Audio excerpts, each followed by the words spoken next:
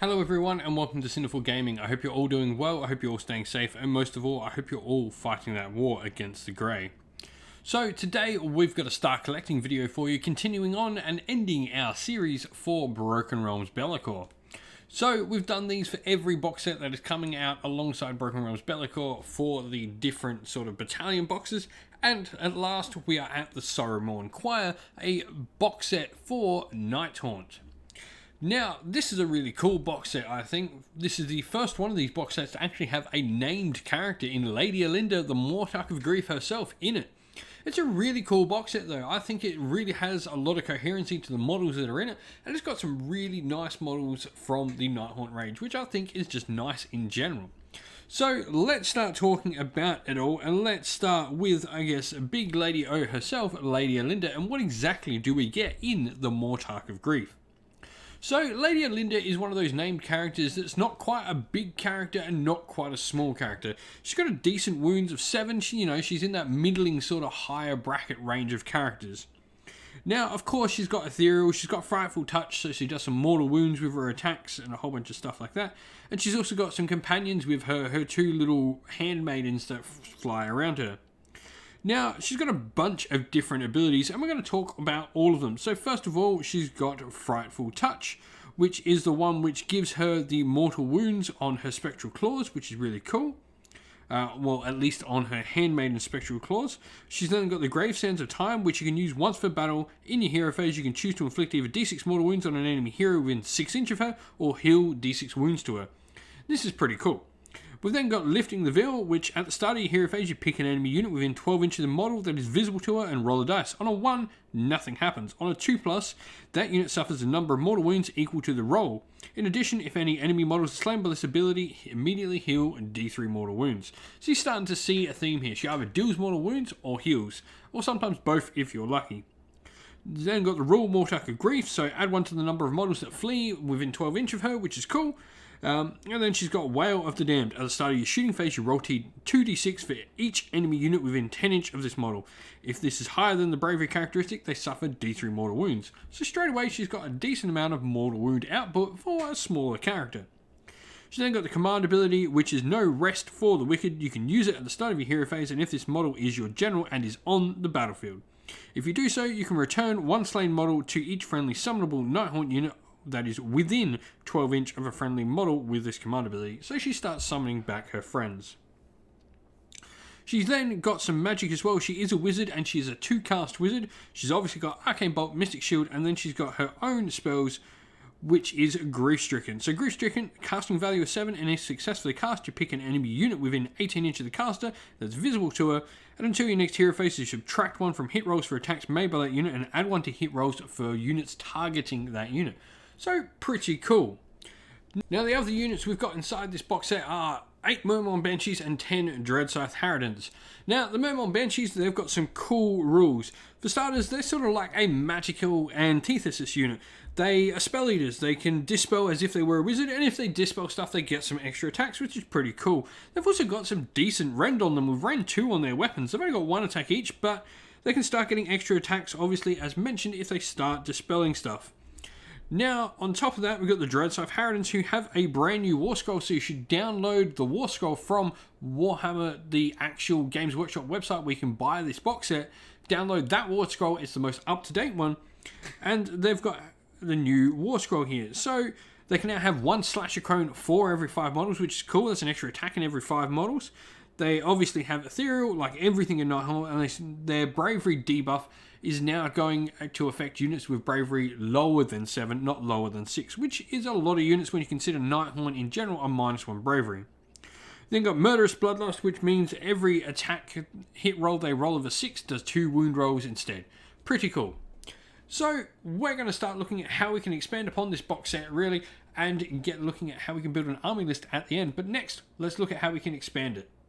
Alright, so where do we go to next for our Nighthaunt? Well, my suggestion actually would be picking up a half of Soul Wars. The Nighthaunt half gives you plenty of things to play around with, and we'll talk about a few of the units that come inside that box here now.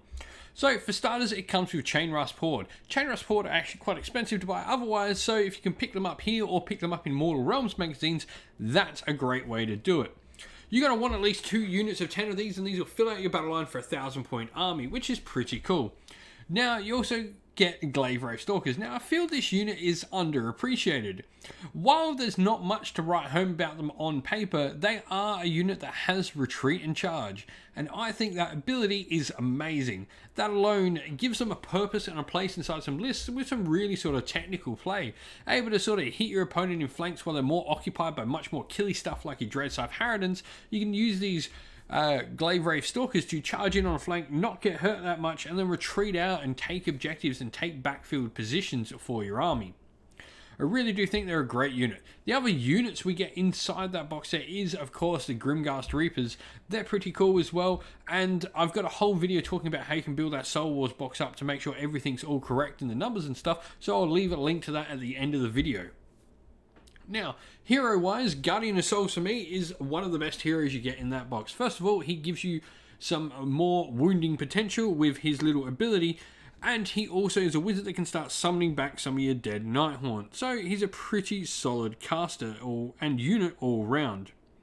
His ability is, of course, the Nightmare Lantern. You add 1 to wound rolls for Nighthaunt units that are whole within 12 inch. That's pretty cool. For me, now, the other character I like in this is the Spirit Torment. Now, the Spirit Torment's ability is you can reroll hit rolls of 1 for friendly Nighthaunt units while they're wholly within 12 inch of him. The reason I've got these 2 is because they can make that unit of Dreadscythe Harridans that we've got all the deadlier. They can give it reroll 1, so therefore you're hopefully getting some more 6s and not missing as much, and then those wound rolls that we're now getting more of because we've got exploding 6s on our hit are going to hopefully do more. He's got some other cool little abilities, but really it's that reroll ones that he's in there for. The other character you get in the box set is a Knight of Shrouds on Ethereal Steed, and he gives you +1 attack, which is another great buff, and you can easily use that instead of either one of these in the army if you so wish. There's definitely a bunch of ways to play with Soul Wars combined with this new box set. I really do think you've got a really cool Nighthaunt army there. But let's get looking at, and we'll see how we can put all of this together in an army. What we're going to look at is we're going to look to use the Emerald Host, Lady Alinda's brand new sub-faction from Broken Realms Be'lakor. And so here we have a little sample army list for you, looking at the Nighthaunt. So we're going to be using Rychnor's Condemned. It comes in at a total of 990 points, this army, so let's get looking into it. For starters, we've got Lady Alinda. Of course we do. She's the main focal point of this army. She's going to be our general, so she gets her command trait and all her abilities. We've then got a Spirit of Torment and a Guardian of Souls backing her up. And the Guardian of Souls has the artifact Corpse Candles, which it has to take due to being in Rychnor's Condemned sub-faction. We've then got a spell called Shade Mist. Shade Mist is cool. We can pick a unit and we subtract 1 for rune rolls made by attacks that target that unit. Pretty cool. It gives us a little bit more defense.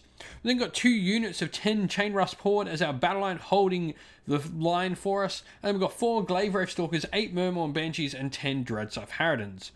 Now, I mentioned why I like the Glaive Wraith Stalkers. They just have a lot of play, I think, with the ability to retreat and charge. You can do a ton with them. 8 Murmourn Banshees are our Dispeller, and they can hopefully get some extra attacks and really do some serious damage. And we've also got 10 Dreadscythe Harridans, which are going to absorb all those buffs we talked about in the previous slide.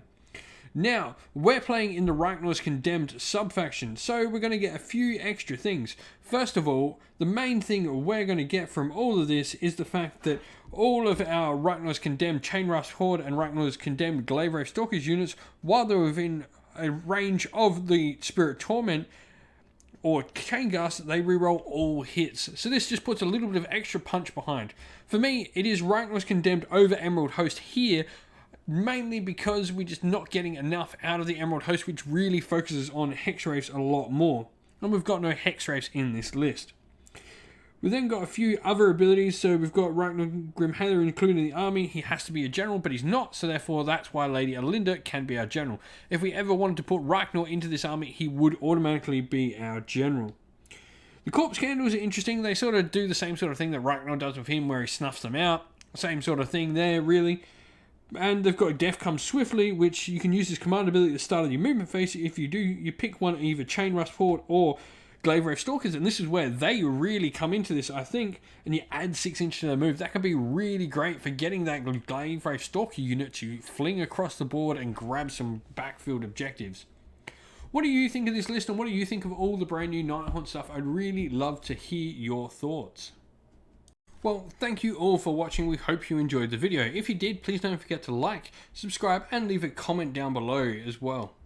If you'd like to catch up with some more fantastic Warhammer Age of Sigmar content, go check out our featured channel section where there's a bunch of other fantastic Warhammer Age of Sigmar content. And while you're at it, if you'd like to chat more Warhammer Age of Sigmar with us here at Cinderful Gaming, you can follow a link in the description to our Discord server and come chat with us over there. Lastly, we'd like to give a shout out to everyone who supports the channel via Patreon and YouTube members. Thank you to James, AJC, JC, Christian Weir, Soren, Kenny Lowe, Alarin Shotfirst, Cowspawn, James Crowder, Andrew Bowen, and Nathan Thee. Thank you all for helping support the channel like you do, and if you'd like to help support the channel like them, you can find a link to our Patreon and YouTube members in the description of the video as well. Thank you all for watching though. Stay safe everyone, stay well, and most of all, keep fighting that war against the Grey. Ciao for now.